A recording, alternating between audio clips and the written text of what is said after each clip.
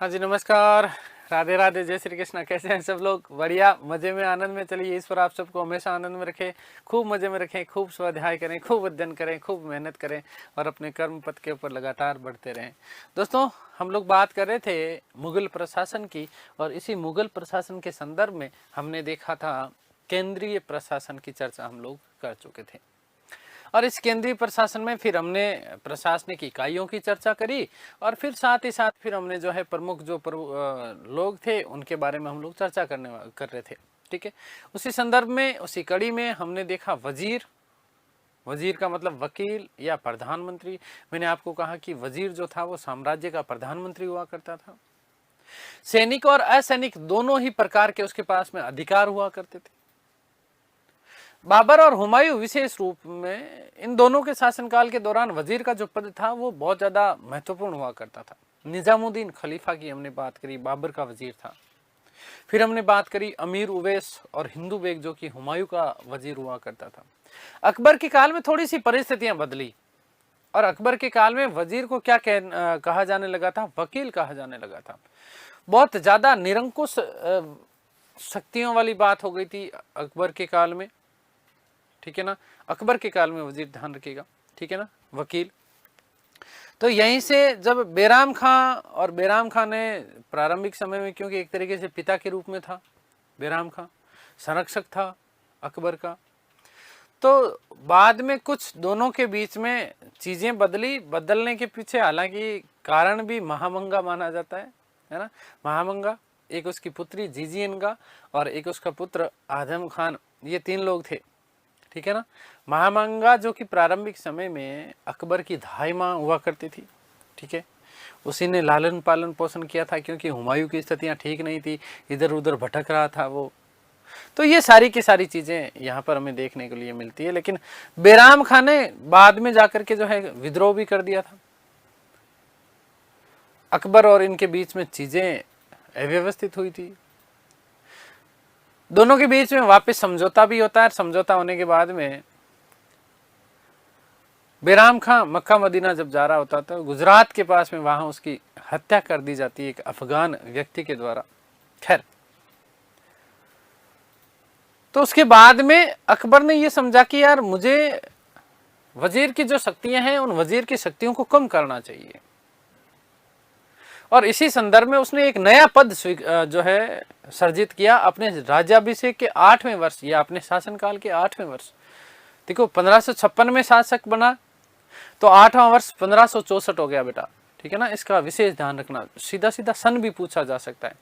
तो 1564 में उसने एक दीवान का पद सर्जित किया, और दीवान को जो है दीवान वजारत कुल भी कहा जाता था, मैंने आपको बताया। राजस्व और वित्त से संबंधित जितनी भी चीजें थी उन चीजों को उसको सौंप दिया।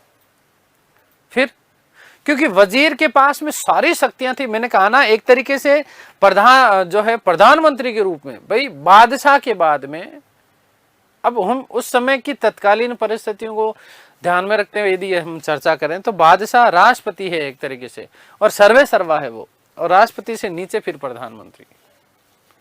ठीक है, आगे बात समझ। क्योंकि बादशाह के बाद में सबसे ज्यादा महत्वपूर्ण पद था, और पद कौन सा था? वजीर का। यदि बादशाह नहीं है तो सर्वे सर्वा होता था कौन? वजीर। और इसीलिए फिर इसने और एक काम किया अकबर ने कि अब क्योंकि कोई विश्वास पात्र व्यक्ति रहा नहीं, अब विश्वास पात्र व्यक्ति नहीं रहा, तो अकबर ने फिर आगे और चीजें की। कुछ समय के लिए तो उसने, हालांकि बैराम खां के पतन के बाद में इस जो है पद जो था वजीर का, इस वजीर के पद को उसने कुछ समय के लिए खाली भी रखा था। लेकिन बाद में यदि हम बात करते हैं, तो जिस तरीके से वकील कहा जाने लगा था जो वजीर था अकबर के काल में, उसके एकाधिकार को समाप्त करने के लिए उसने और नए कुछ पद जो है सृजित किए। दीवान की हम लोग चर्चा कर चुके, दीवान, राजस्व और वित्त मामले। फिर उसके बाद में मीर बख्शी, मीर सामा और सद्र उस सुदूर, ये 4 पद। इसका मतलब ये हुआ कि जो सारे के सारे पद एक ही व्यक्ति के पास में जो थे, एक ही व्यक्ति के पास में सारे अधिकार थे वजीर के पास में, उन अधिकारों को 4 दिशाओं में विभाजित कर दिया। आ गई बात समझ में? कितने भागों में विभाजित कर दिया? 4 भागों में विभाजित कर दिया भाई। दीवान बना दिया, मीर सामा बना दिया, सदर और सुदूर बना दिया। तो इस प्रकार से अलग अलग 4 भागों में जो है इसको विभाजित कर दिया गया। अब शक्तियों का विभाजन हो गया, तो इसका मतलब एक तो जो केंद्रीकृत जो शक्तियां थी वो केंद्रीकृत शक्तियां समाप्त होकर के अब विकेंद्रीकरण हो गया उनका, अलग अलग लोगों के पास में अलग अलग पावर्स चले गए। तो इस तरीके से धीरे धीरे इस चीज को उसने व्यवस्थित कर लिया, क्योंकि कई बार एक व्यक्ति के हाथ में सारी समस्त शक्तियां देना गड़बड़ वाला मामला हो जाता है। तो यही चीजें हो रही थी। एक चीज और मैंने आपको बताई कि मुगल काल में पहली व अंतिम महिला महामंगा, जो कि वजीर के पद पर रही है ना, प्रधानमंत्री के पद पर रही, ठीक है ना, बहुत शक्तिशाली महिला हुआ करती थी। खूब षड्यंत्र भी इसने रचे, है ना। तो बहुत सारी चीजें थी इस प्रकार से। अब ध्यान रखिएगा, पहला जो सबसे महत्वपूर्ण पद जो है अब हम बात करने वाले हैं, दीवान ए कुल।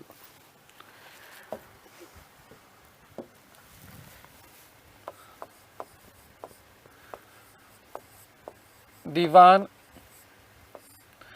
ए कुल, या इसी को हम बोलेंगे केंद्रीय दीवान। क्या बोलेंगे? केंद्रीय दीवान। जैसे सूबों की हमने बात की थी, मैंने आपको बताया सूबाई दीवान। सूबों में कौन है? सूबाई दीवान। मतलब सूबे का मतलब प्रांत था, एक तरीके से राज्य। तो पहली चीज तो ये याद रखना कि दीवान कुल का पद सर्जित किया क्यों गया? वकील की शक्तियों को कम करने के लिए अपने शासनकाल के 8वें वर्ष का मतलब मैंने आपको बताया 1564 में, ठीक है। तो याद रखिएगा कि अकबर ने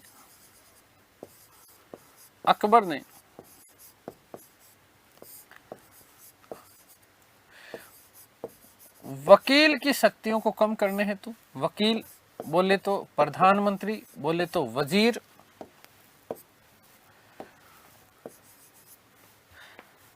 की शक्तियों को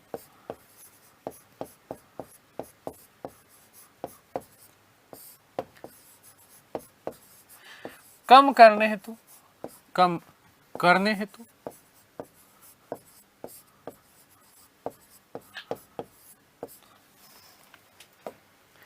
अपने शासनकाल के 8वें वर्ष, अपने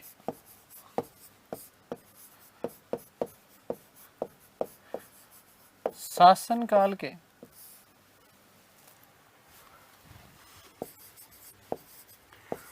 8वें वर्ष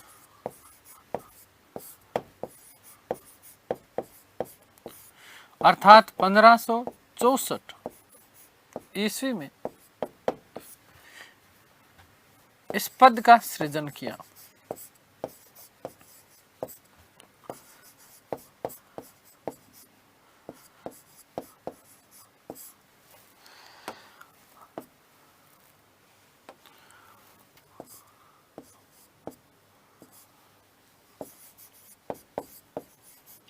ठीक है, पहली महत्वपूर्ण बात, पहला ही ये आपका मोस्ट इंपोर्टेंट प्रश्न बन जाता है कि वकील के पद का सर्जन अकबर ने अपने राज्याभिषेक के कौन से वर्ष किया, या फिर सीधे सीधे सन आपको दे दिया जाएगा कि कब किया। अब इसके हम बात कर लेते हैं, इसके कार्य क्या क्या थे। तो ध्यान रखना बेटा, यदि हम इसके कार्यों की बात करें तो दीवान जो था ये दीवान राजस्व और वित्त मामले देखता था, राजस्व नीति का निर्धारण करता था। अच्छा, दूसरी चीज, हमने सूबाई दीवान की बात करी थी, तो सूबाई दीवान का जो नियुक्ति होती वो थी, वो नियुक्ति भी केंद्रीय दीवान अर्थात दीवान ए कुल, केंद्रीय दीवान अर्थात इसका मतलब क्या? दीवान ए कुल, इस केंद्रीय दीवान की परामर्श के बाद में होता था। इससे बिना परामर्श के कभी भी सूबाई दीवान की नियुक्ति नहीं होती थी। अब नियुक्ति कौन करेगा? बादशाह करेगा, लेकिन बादशाह सूबाई दीवान की नियुक्ति करने से पूर्व दीवान एक कुल से क्या करेगा? परामर्श करेगा। आगे बात समझ में क्लियर है? इसके अलावा क्या कि इसके अलावा कोई भी नियुक्ति हो, किसी का ट्रांसफर हो, किसी का प्रमोशन हो, ट्रांसफर बोले तो क्या हस्तांतरण, प्रमोशन बोले तो क्या पदोन्नति, ये सारे के सारे आदेश जो होते थे वो केंद्रीय दीवान के कार्यालय से जारी होते थे और उसके ऊपर सिग्नेचर, उसके ऊपर ठप्पा होता था। किसका होता था बेटा, ध्यान रखना, केंद्रीय दीवान का। किसका, केंद्रीय दीवान का। तो इसके प्रमुख कार्यों की यदि हम बात करें तो देखो ध्यान देना,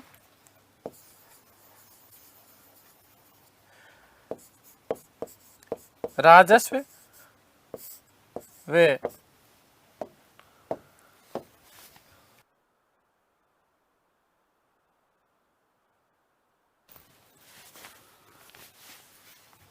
वित्त मामलों का प्रमुख होता था। साथ ही साथ याद रखना कि राजस्व नीति का निर्माण करता था। राजस्व नीति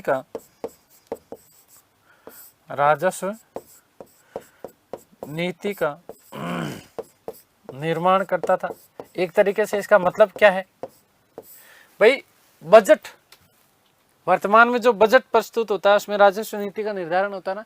तो ठीक उसी प्रकार से अब देखो इस प्रश्न को लॉजिकल प्रश्न कैसे बन सकता है बेटा, ध्यान रखना कि वर्तमान का वित्त मंत्री मुगल काल में किस नाम से जाना जाता था, दीवान। किस नाम से, दीवान के नाम से। आगे बात समझ में। अगली बात,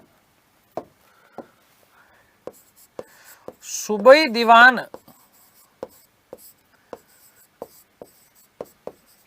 दीवान की नियुक्ति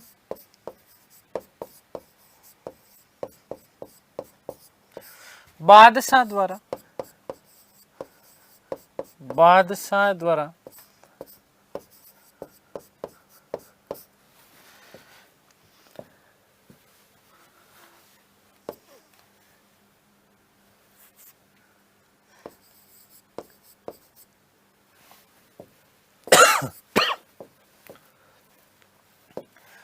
दीवान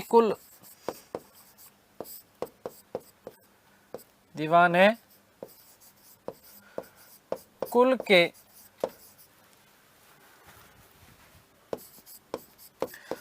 परामर्श से ही की जाती थी।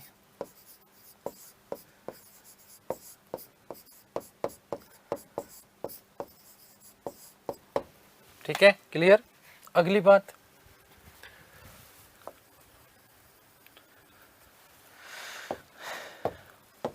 कि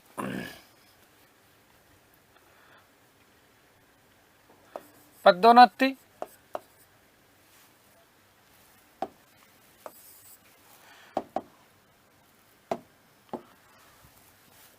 नई नियुक्तियां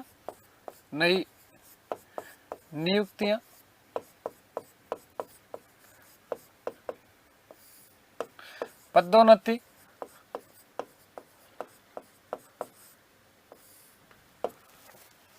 स्थानांतरण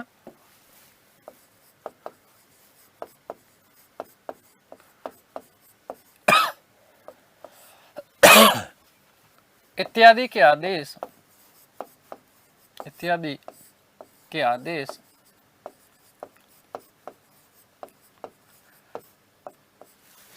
दीवान एक कुल के कार्यालय से ही जारी होते थे। दीवान एक कुल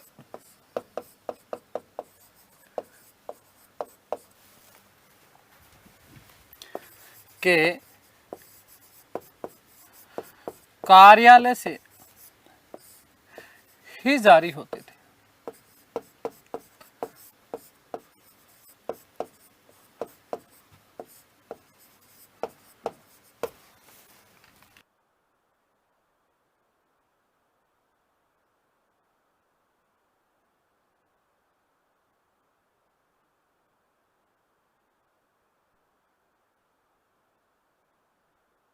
अब देखिएगा आगे की बात जो विशेष महत्वपूर्ण बात बन जाती है। दीवान कुल और दीवाने कुल के मदद के लिए अन्य और भी कई दीवान नियुक्त होते थे भाई, क्योंकि राजस्व विभाग इतना बड़ा होता है, आप लोगों को पता है कि राजस्व में ही बहुत सारी चीजें होती है, जैसे वेतन भी देना पड़ेगा, कर्मचारियों की नियुक्ति भी करना पड़ेगा, जितने भी प्रकार की भूमियां हैं, विशेष रूप में खालसा भूमि का उल्लेख मिलता है। तो खालसा भूमि जो कि सरकारी भूमि थी, है ना, उसकी देख रेख करना, किसी व्यक्ति को कोई भूमि जागीर के रूप में दी जा रही है, इनाम के रूप में दी जा रही है, उसका ध्यान रखना, कारखाने वगैरह में वहां पर जहां पर उद्योग धंधे चल रहे हैं वहां उन चीजों का ध्यान रखना, रोजाना की जितनी भी आमदनी हो रही है, जितना भी खर्चा हो रहा है, उन समस्त चीजों का ध्यान रखना।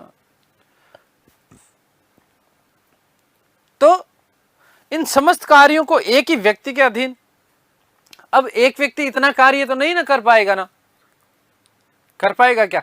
तो उसके लिए सहायक दीवान नियुक्त होते थे। ये जो शाही दीवान था, हम दीवाने कुल को क्या कह सकते हैं? शाही दीवान। क्या बोल सकते हैं बेटा? शाही दीवान, मतलब केंद्रीय दीवान या शाही दीवान एक ही बात है, देखो कंफ्यूजन मत करना। शाही दीवान या केंद्रीय दीवान एक ही बात है, ठीक है। तो अकेला काम इतने सारे काम कैसे करेगा? तो इसकी सहायता के लिए और भी अन्य दीवानों की नियुक्ति होती थी, जैसे हम बात करें थे।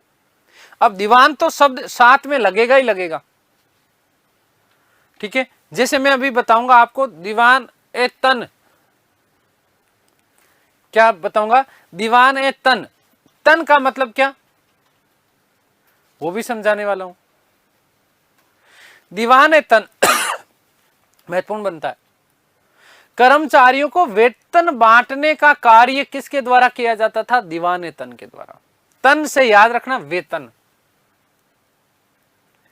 तन से याद क्या रखोगे? वेतन। जैसे मैं बात करूंगा दीवाने बयूतात, दीवाने बयूतात, तो आपको मैं इसका ट्रिक बताने वाला हूं। दीवाने बयूतात कैसे, कि आपको बातें करनी है कारखाने में बैठकर, बयूतात बातें, है ना, बयूतात से बयूतात करना, बात करना, है ना।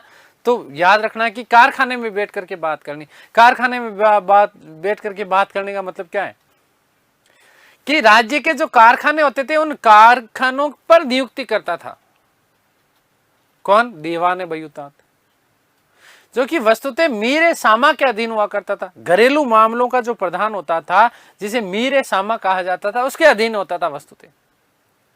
दीवाने वाकयात, वाकया का मतलब क्या होता है? घटना। वाकया का मतलब क्या है? घटना। और घटना रोजाना की जो घटना होगी, है ना।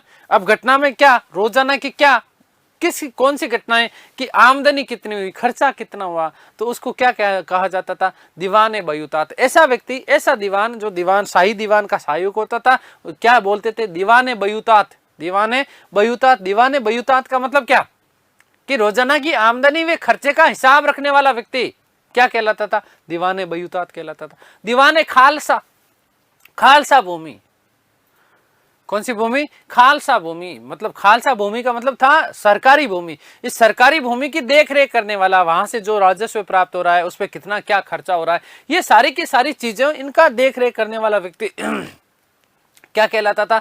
दीवाने खालसा कहलाता था। आपने खालसा भूमि सुना होगा वस्तुतः विशेष रूप में, जैसे अपन अलग अलग क्षेत्रों में अलग अलग नाम प्रयुक्त होते हैं खालसा भूमि के लिए। जैसे अंगोचर बोलते हैं, अंगोर बोलते हैं, है ना, गौचर बोलते हैं। खालसा भूमि का भाग था, ठीक है। बाहर की जो क्षेत्र के गांव से बाहर की जो भूमियां होती थी, खालसा भूमि होती थी, सरकारी भूमि, है ना। मुगल काल से ये सब चला आ रहा है, खालसा भूमि। दीवाने जागीर, जागीर और इनाम भूमि जो होती थी, इनाम भूमि को सयूरगल कहा जाता था। इस इनाम भूमि की देख रेख करने वाला व्यक्ति क्या कहलाता था? दीवाने जागीर कहलाता था। तो इस प्रकार से देखो कि दीवान ए कुल, दीवान ए कुल अर्थात एक तो केंद्रीय दीवान, केंद्रीय दीवान, या फिर हम बोल सकते हैं इसको शाही दीवान, शाही दीवान की सहायता हेतु की सहायता हेतु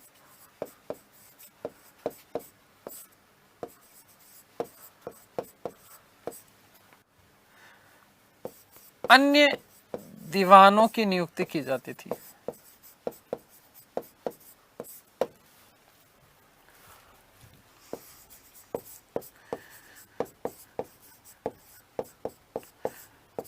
जैसे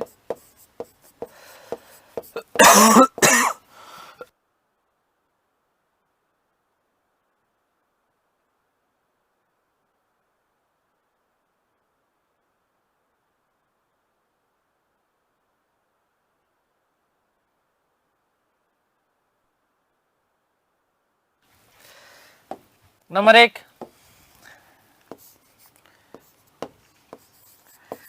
दीवान ए तन। देखो याद रखना, कैसे याद रखोगे? दीवान ए तन, दीवान ए तन, तन से याद रखना वेतन। तन से क्या याद रखोगे? वेतन। मतलब कर्मचारियों को वेतन बांटने का जो कार्य करता था वो क्या कहलाता था? दीवान ए तन। कर्मचारियों को, अब इसमें भी कुछ विशेष टर्म्स एंड कंडीशन अप्लाइड थी, अभी बताऊंगा। युद्ध काल के दौरान अलग व्यक्ति, मीर बख्शी है ना, उसके हस्ताक्षर होते थे युद्ध काल के दौरान, और एक पत्र जारी होता था जिसे सरखत कहा जाता था, अभी बात करेंगे। खैर, कर्मचारियों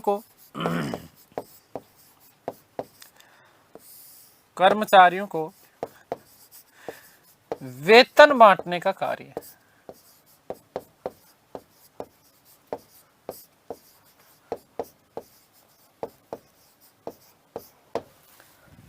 नंबर 2, दीवान ए बयूतात।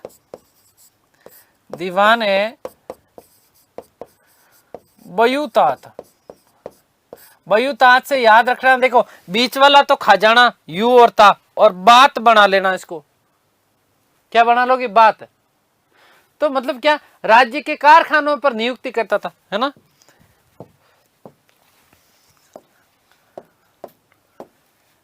राज्य के कारखानों पर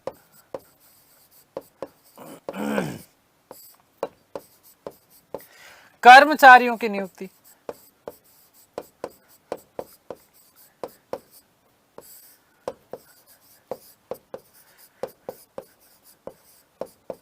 ठीक है, अब इसमें याद रखना कि ये वस्तुतः जो है मीर सामा के अधीन हुआ करता था। किसके अधीन हुआ करता था? मीर सामा। मीर सामा, अभी हम बात करेंगे। सामा से सामान, है ना, घरेलू सामान। तो यह मीर सामा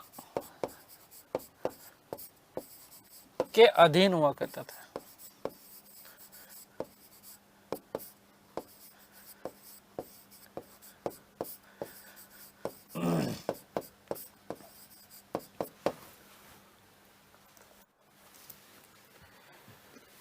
नेक्स्ट, दीवान ए खालसा।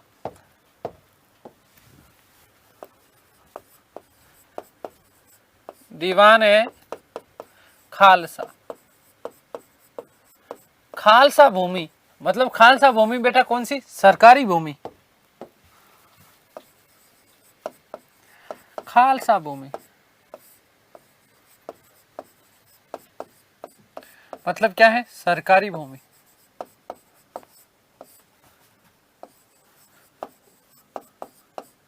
की देख रेख करने का कार्य।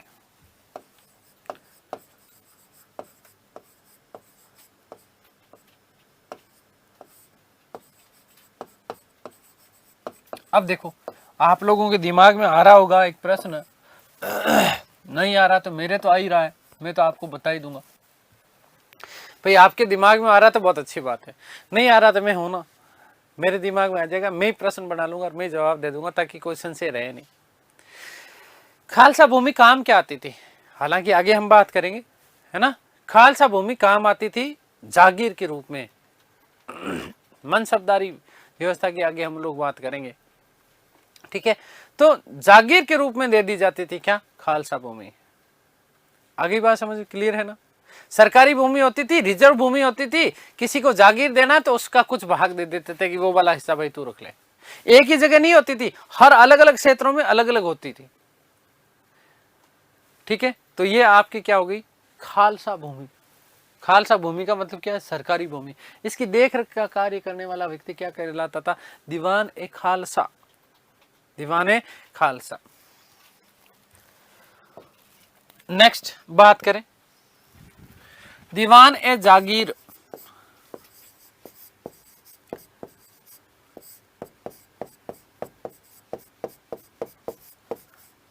दीवान ए जागीर। अब इस जागीर से क्या याद रखो, देखो खालसा खालसा, जागीर से जागीर, इनाम भूमि, इनाम की भूमि। कौन सी, इनाम की भूमि या जागीर की जो भूमि होती थी। जागीर का मतलब जमींदारी और जागीरदारी दो पढ़ेंगे हम आगे, ठीक है ना। जमींदारी हस्तांतरित हो जाती थी, जागीरदारी हस्तांतरित नहीं होती थी। आगे बात करेंगे हम, ठीक है। भूमियों का जब प्रकार की बात करेंगे तब मध्यकालीन भारत की अर्थव्यवस्था, मुगलकालीन भारत की अर्थव्यवस्था, उसमें हम लोग चर्चा करेंगे। तो याद रखना, जागीर से जागीर याद रखना क्या, कि जागीर व इनाम की भूमि, इनाम की भूमि को सयूरगल कहा जाता था। मदद ए मास, आगे हम बात करेंगे एक शब्द मदद ए मास, ठीक है, तो आगे बात करेंगे, ठीक है। तो याद रखना कि जागीर भूमि और इनाम की भूमि जिसे सयूरगुल कहा जाता था, उसकी देख रेख जो करता था वो क्या कहलाता था, दीवाने जागीर। जागीर भूमि, जागीर भूमि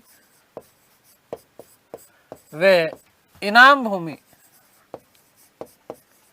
इनाम भूमि,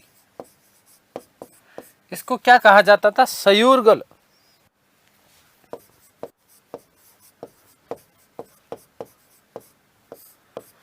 की देख रेख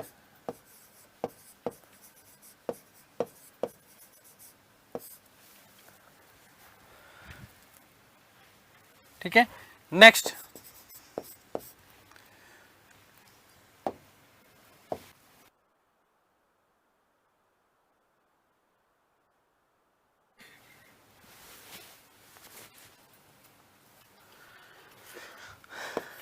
दीवान ए वाकियात, दीवान ए वाकियात।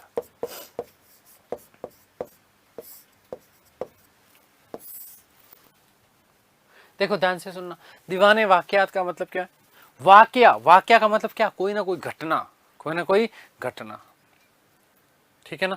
तो घटना का मतलब क्या भाई, रोजाना की जो आमदनी होगी, जो खर्चा होगा, उसका हिसाब रखने वाला व्यक्ति क्या, दीवाने वाकयात। तो रोजाना की आमदनी और खर्चों का हिसाब रखने वाला, रोजाना की आमदनी वे खर्चों का हिसाब रखने वाला, हिसाब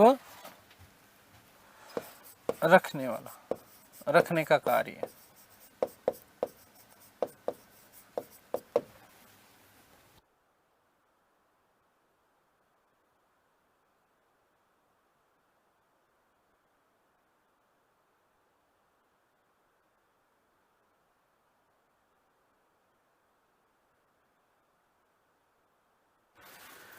चलिए, तो ये देखो कुछ विशेष याद रखना। दीवान एक कुल, इसके अधीन दीवान ए तन, तन का मतलब वेतन, ठीक है। बयुतात, बातें करनी कारखाने में जाकर के। फिर हमने बात करी किसकी, दीवान ए खालसा, खालसा भूमि, ठीक है, सरकारी भूमि, इसकी देखरेख करने वाला व्यक्ति।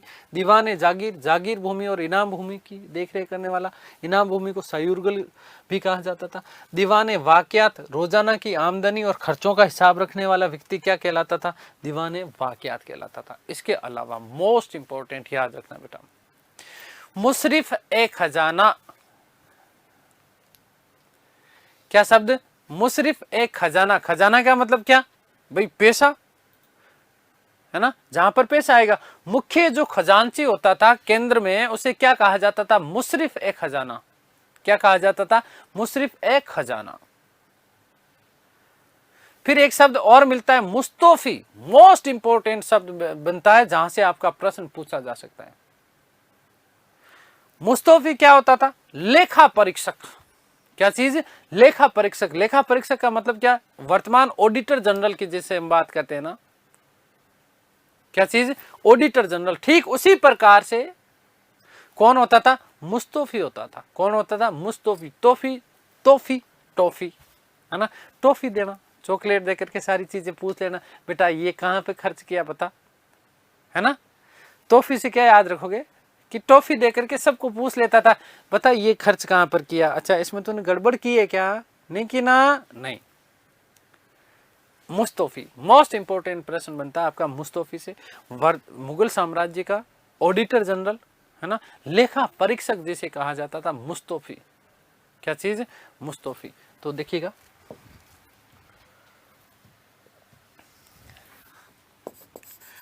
इंपॉर्टेंट कर लेना इसको। मुस्तौफी,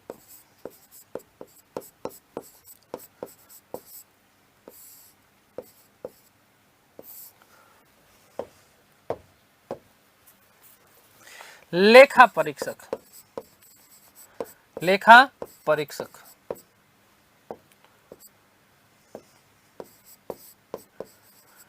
लेखा परीक्षक का मतलब तो समझते हो ना भाई, लेखों की जो जांच पड़ताल करेगा, जो जांच पड़ताल करेगा कि जो आय व्यय का जो ब्यौरा दिया है लोगों ने वो सही है कि नहीं है। यदि उसमें गड़बड़ पाई जाती थी तो फिर मामला खराब हो जाता था, बादशाह तक ये बात पहुंचती थी, फिर बादशाह उसको दंड देता था, ठीक है ना।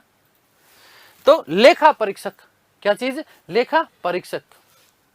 कौन? मुस्तौफी। वर्तमान के ऑडिटर जनरल के समान था, ऑडिटर जनरल के समान।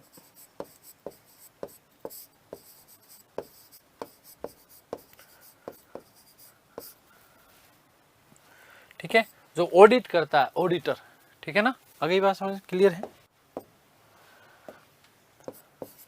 एक याद रखना, मुशरिफ एक खजाना। मुशरिफ एक खजाना मतलब क्या? खजाना से याद रखिए मुख्य खजांची।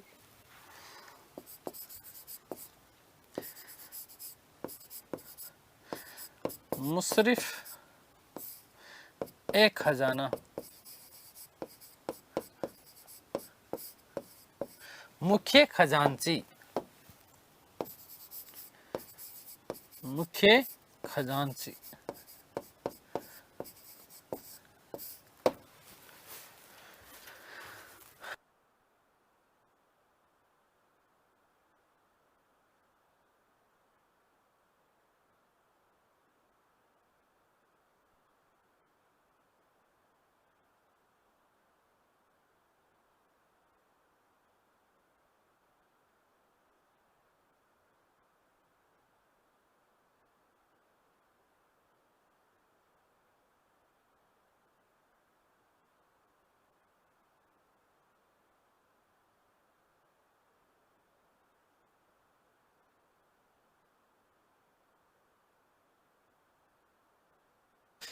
तो ये दीवान की हमने बात कर ली। देखो, बादशाह जब नहीं होता था या फिर हम दीवान की बात करें तो एक तरीके से वकील के जो अधिकार थे ना वो धीरे धीरे किसने ग्रहण कर लिए थे?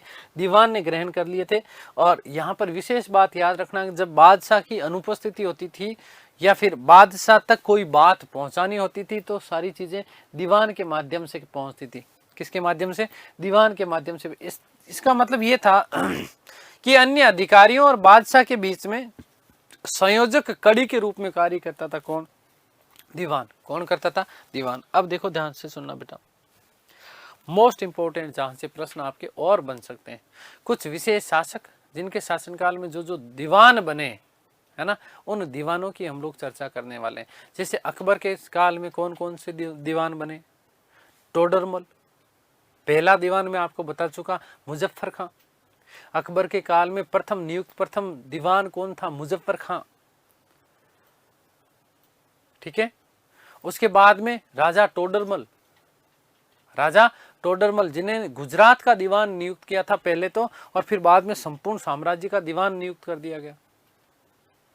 टोडरमल व्यवस्था उसने लागू की, भूमि के लिए अनेक हितैषी कार्य किए।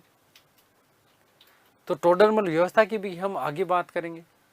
एक फिर एवाज शाह मंसूर, उसका भी नाम मिलता है। इसके अलावा उल्लेख मिलता है ख्वाजा शाह मीर फतेह उल्ला, ठीक है।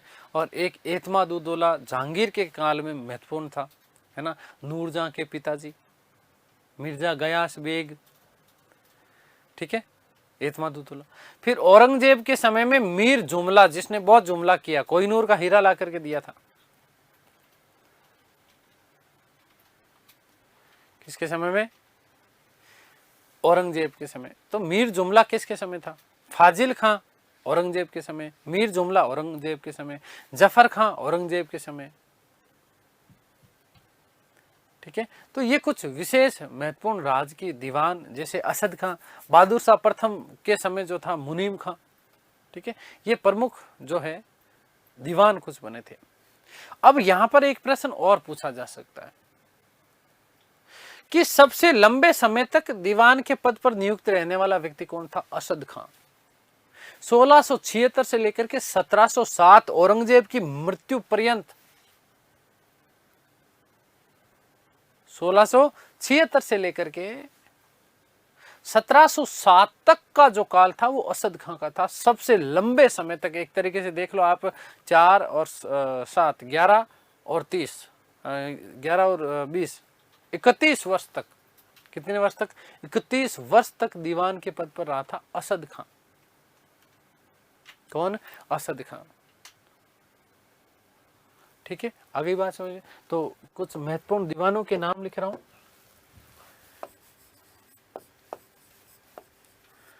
महत्वपूर्ण दीवान,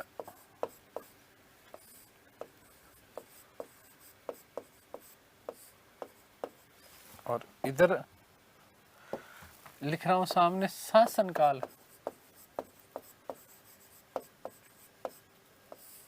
ठीक है। देखिएगा, मुजफ्फर खां,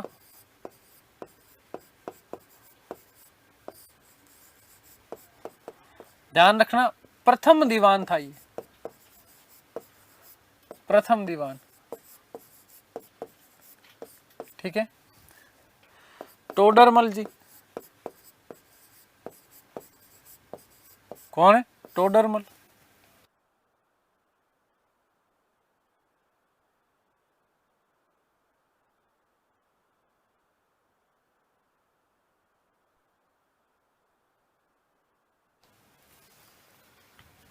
इसके अलावा एवाज शाह मंसूर, एवाज शाह मंसूर,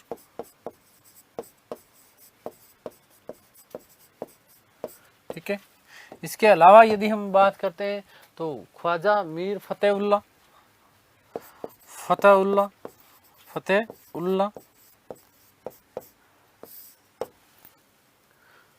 ठीक है। ये सारे के सारे जो लोग थे, ये किसके शासनकाल के दौरान रहे? अकबर के काल में, ठीक है। नेक्स्ट, नंबर 2 पे अपन आ जाते हैं एतमादुद्दौला, एतमादुद्दौला, ठीक है। किसके शासनकाल में? जहांगीर के काल में। किसके काल में? जहांगीर के काल में। क्योंकि जहांगीर में तो काल में तो जो नूर कहेगी वही करेगा। कौन है? जहांगीर। नूरजहां के पिता थे, नूरजहां के पिता थे, तो जो जैसा नूरजहां चाहती थी वैसा ही करता था। कौन? जहांगीर। इवन जहांगीर ने तो अपनी राज की मोहर तक नूरजहां को दे दिया था। तू ही चला शासन, बस मुझे एक प्याला शराब का दे दे, मुझे एक प्याला शराब का दे दे और तू जैसा चाहती है वैसा कर। है नूर, एक प्याला शराब पिला दे, ठीक है। तो इसलिए आगे जब हम सिक्कों की बात करेंगे तो सिक्कों के नाम में भी नूरे अफसा, नूरे जहां, ठीक है। और साथ ही साथ मैं आपको बताऊंगा कि नूर को शराब का प्याला लिए हुए और जहांगीर को जो है पिलाते हुए दिखाया गया, ठीक है। तो याद रखना एतमादुद्दौला, क्योंकि उसका पिता था किसका? नूरजहां का। और एतमादुद्दौला का मकबरा और विशेष महत्वपूर्ण बन जाता है क्योंकि पहली बार उसमें एक तो सफेद संगमरमर का प्रयोग किया गया, दूसरा पितरादूरों का प्रयोग किया गया था एतमादुद्दौला के मकबरे में। ठीक है, तो याद रखना कि एतमादुद्दौला किसके समय में? जहांगीर के समय में। किसके समय में? जहांगीर के समय में। ठीक है, उसके बाद में इधर नंबर 3 पे हम बात कर लेते हैं। मीर जुमला बहुत मोस्ट इंपोर्टेंट बन जाता है, याद रखना, मीर जुमला। ठीक है, बंगाल अभियान के दौरान मिला। ठीक है, औरंगजेब कोहिनूर हीरा ला करके देखा। ठीक है, इसके अलावा मीर जुमला के साथ में फाजिल खां, जफर खां और असद खां। फाजिल खां,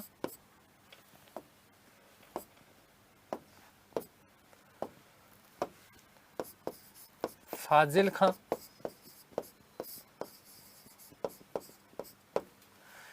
जफर खां,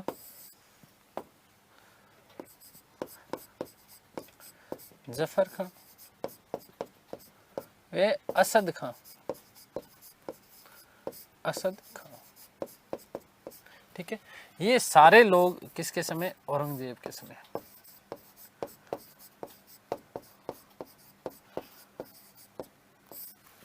विशेष बात क्या बन जाती बेटा, याद रखना है कि सबसे ज्यादा लंबे समय तक के लिए, सबसे लंबे समय के लिए कौन रहा? असद खां। नोट, सबसे लंबे समय, सबसे लंबे समय, लंबे समय तक कब? 1676 से लेकर के 1707 तक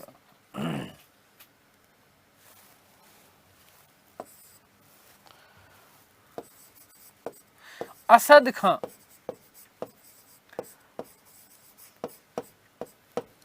दीवान रहा।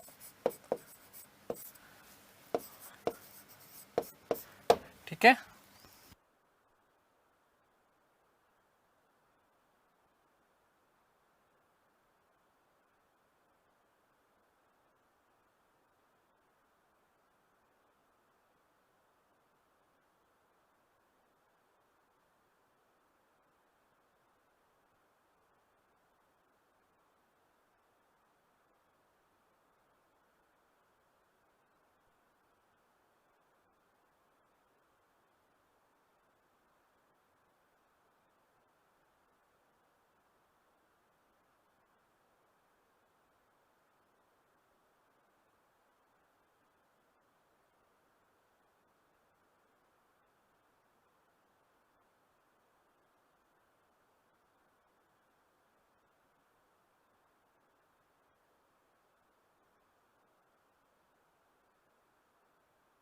चलिएगा, हो गई बात क्लियर? तो ये बातें आपको विशेष रूप से ध्यान रखनी है। अगली जो हम बात करने वाले हैं वो बात करने वाले मीर बख्शी। मीर बख्शी, ये प्रश्न पिछली बार पूछा जा चुका है, याद रखना, बहुत मोस्ट इंपोर्टेंट प्रश्न आप लोगों के लिए बन जाता है। मीर बख्शी, मीर बख्शी किसी को नहीं बख्शता था, और कौन नहीं बख्शेगा? जो सैनिक होगा वो। भाई सैनिक का सर्वोच्च धर्म क्या है? अपने राज्य की सुरक्षा करना, अपने राज्य की सुरक्षा करना। तो याद रखना कि सैनिक विभाग का प्रमुख था कौन? मीर बख्शी। लेकिन ध्यान रखना फिर से, सेनापति नहीं था। क्यों? क्योंकि मुख्य सेनापति हमेशा बादशाह ही होता था। मैंने आपको ये बात समझा दी। सैनिक विभाग का प्रमुख अवश्य होता था कौन? मीर बख्शी, लेकिन सेनापति नहीं होता था। याद रखना, ये मोस्ट इंपोर्टेंट प्रश्न बनता है। सेनापति नहीं होता था। सेनापति क्यों नहीं होता था? क्योंकि सर्वोच्च सेनापति तो मुख्य जो है, मुख्य सेनापति या सर्वोच्च सेनापति बादशाह ही होता था।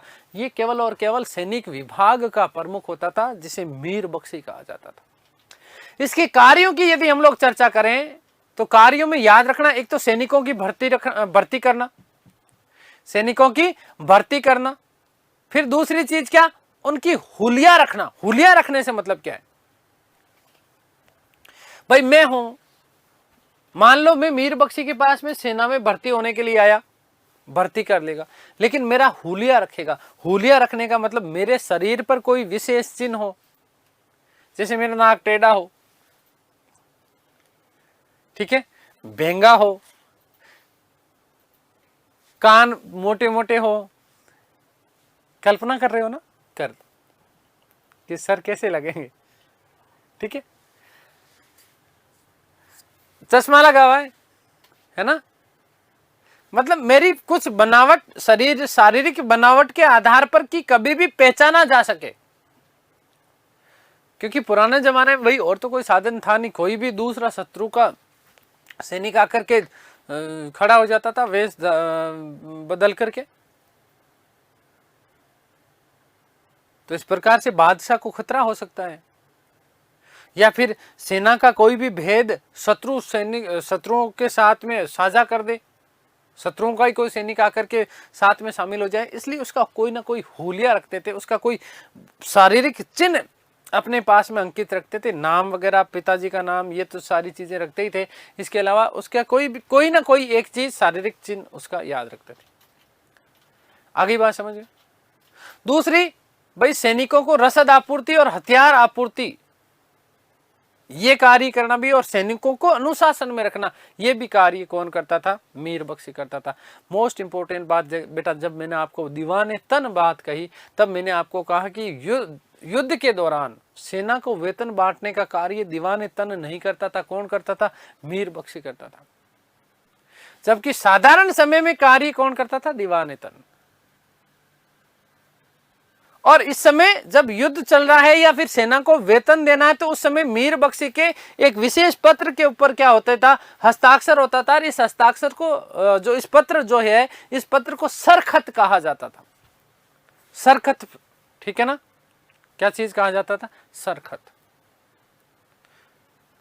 कई बार इसे मनसबदारी व्यवस्था का संचालन करने का कार्य भी दे दिया जाता था। किसके द्वारा? बादशाह के द्वारा। किसके द्वारा? बादशाह के द्वारा। ये भी बात आप विशेष रूप से ध्यान रखना। एक आगे कर्मचारी की बात करेंगे हम, वाक्या नवीस। क्या चीज है? वाक्या नवीस। वाक्या नवीस कौन है? वाक्या का मतलब वही बात, घटना, है ना। नवीस का मतलब सूचना देने वाला। तो मीर बख्शी को सूचना देते थे कौन? वाक्या नवीस। कौन देते थे? वाक्या नवीस सूचना देते थे कि कहां कहां पर क्या क्या चीजें चल रही है। ये सारी की सारी सूचनाएं कौन देता था? वाक्या नवीस देता था। किसको देता था? मीर बख्शी को देता था। किसको? मीर बख्शी को। तो देखिएगा, सैनिक विभाग का प्रमुख होता था। सैनिक विभाग का प्रमुख।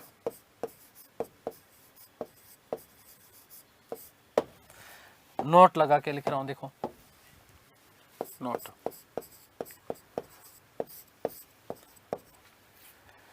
मीर बख्शी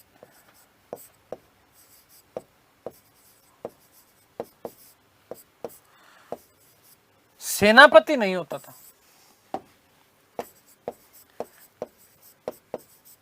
सेनापति नहीं होता था।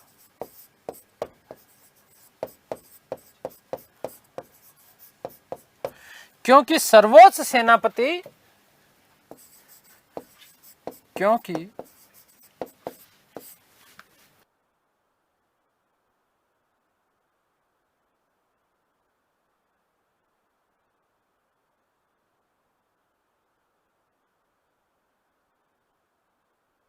सर्वोच्च सेनापति बादशाह होता था।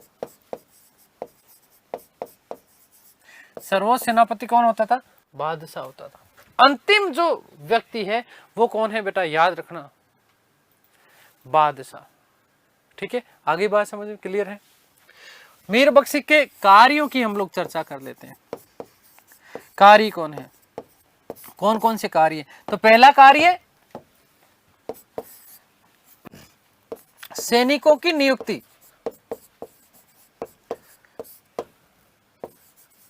सैनिकों की नियुक्ति करने का कार्य किसके द्वारा किया जाता था?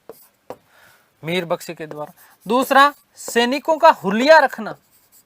मैंने आपको बताया सैनिकों का हुलिया रखने का मतलब क्या? सैनिकों का हुलिया रखना।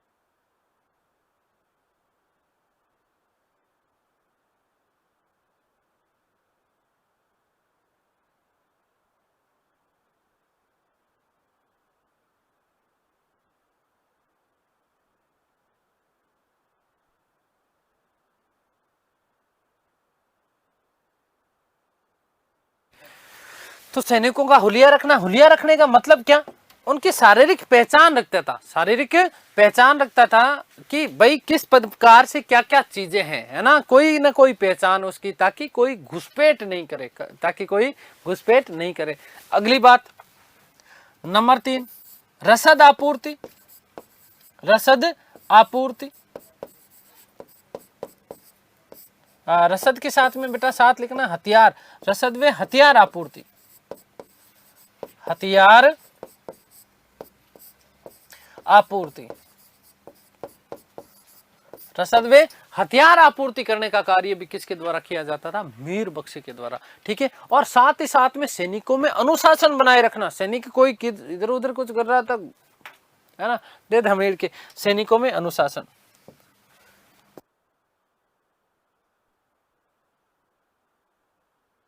अनुशासन, वे अनुशासन बनाए रखने का कार्य भी कौन करता था, मीर बख्शी करता था। मोस्ट इंपोर्टेंट बात बेटा याद रखना कि युद्ध काल के दौरान, इंपोर्टेंट कर लेना इसको, मोस्ट इंपोर्टेंट है ये, युद्ध काल के दौरान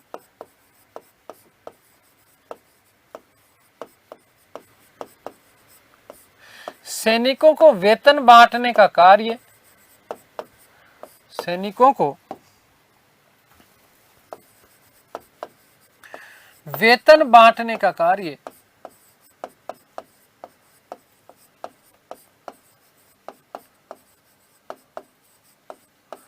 मीर बख्शी के द्वारा ही किया जाता था, मीर बख्शी के द्वारा ही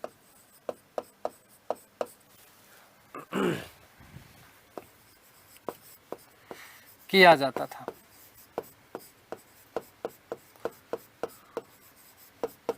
जबकि याद रखना साधारण समय में, है ना, युद्ध के अलावा, ठीक है ना, याद रखना ये मोस्ट इंपोर्टेंट प्रश्न बनता है आपका यहाँ से, युद्ध के अलावा जो साधारण समय होता था, इस साधारण समय में ये कार्य दीवाने तन के द्वारा किया जाता था। आगे बात समझ में क्लियर है ना। दूसरा, सेना को जो वेतन मिलता था वो मीर बख्शी द्वारा एक सरखत नामक जो पत्र होता था, उस पत्र पर हस्ताक्षर करने के बाद मिलता था। वेरी मोस्ट इंपोर्टेंट नोट लगा के लिख रहा हूं बेटा, याद रखना इस चीज को, नोट। सेना को वेतन, सेना को वेतन मीर बख्शी द्वारा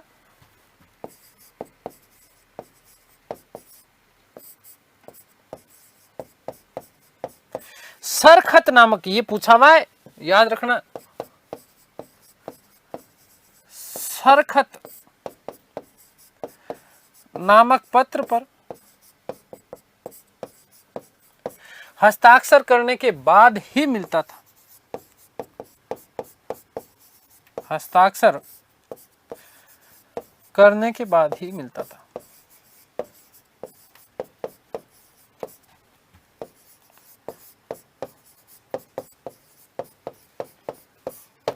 और अगली बात कि मीर ए बख्शी या मीर बख्शी मनसबदारी व्यवस्था का संचालन भी करता था। मनसबदारी व्यवस्था का संचालन, व्यवस्था का संचालन भी करता था।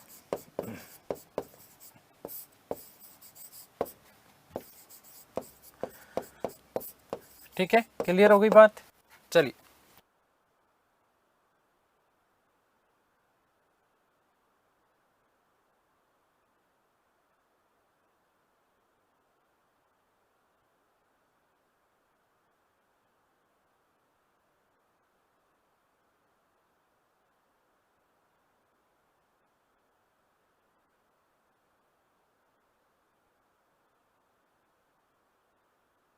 आगे बात समझ।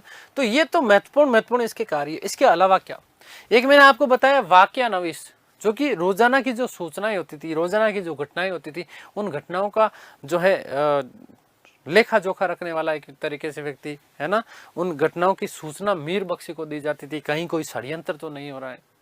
और सबसे महत्वपूर्ण बात, एक और बात याद रखना बेटा, कि जो शाही महल होता था, उस शाही महल की सुरक्षा, यदि कहीं बादशाह यात्रा के ऊपर जा रहा है तो वहां उन यात्राओं के दौरान बादशाह की सुरक्षा का जिम्मेदारी भी किसके ऊपर होती थी? मीर बख्शी के ऊपर। ठीक है, तो शाही महल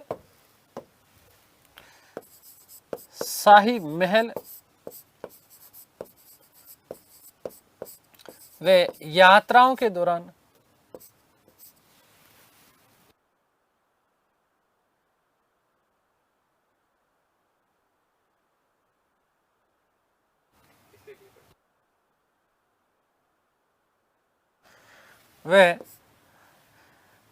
यात्राओं के दौरान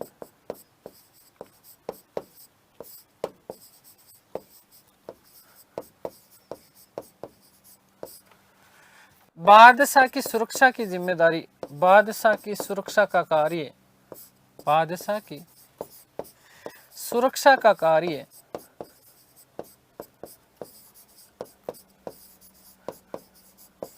भी मीर बख्शी द्वारा देखा जाता था।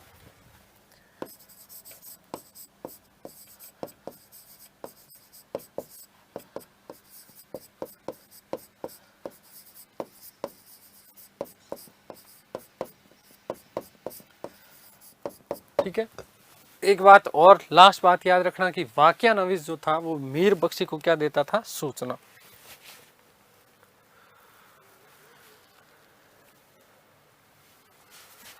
यहीं पर लिख रहा हूं कि वाकया नवीस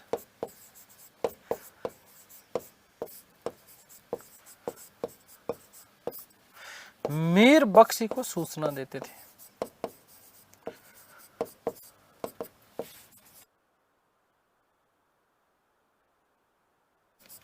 सूचना देते थे।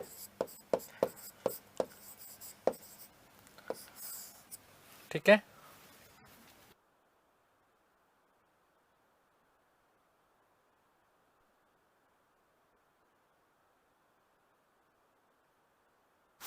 चलिए, तो ये हमने बात कर ली। देखो, दीवान की बात कर ली, मीर बख्शी की बात कर ली। यहाँ से आपके प्रश्न आते हैं, 100% आते हैं। थोड़ा सा जानबूझ करके मैं प्रयास कर रहा हूँ एक एक चीज़, क्योंकि शब्दावली थोड़ी सी डिफिकल्ट है इसकी, है ना। तो मेरा यही प्रयास है कि आपको एक एक चीज़ समझा करके बहुत अच्छे से दिमाग में बिठा करके आपको एक एक चीज़ पढ़ाई जाए। अगली क्लास में हम बात करेंगे मीर सामा की। ठीक है, सामा सामान, सामान कहाँ लेके आएंगे? घर। इसलिए घरेलू मामलों का प्रधान होता था मीर सामा। बादशाह और राजमहल की जो दैनिक आवश्यकताएं होती थी, उन आवश्यकताओं को पूर्ति करने का कार्य मीर सामा के द्वारा किया जाता था। खैर, उम्मीद करता हूँ सारी चीज़ें आप लोगों को समझ में आ रही होगी बहुत अच्छे से, ठीक है ना। ईश्वर से प्रार्थना करता हूँ कि आप सब स्वस्थ रहें, मस्त रहें, तंदुरुस्त रहें, आह्लादित और प्रसन्नचित रहें। इस सृष्टि की संपूर्ण खुशियाँ आपको और आपके परिवार को मिले।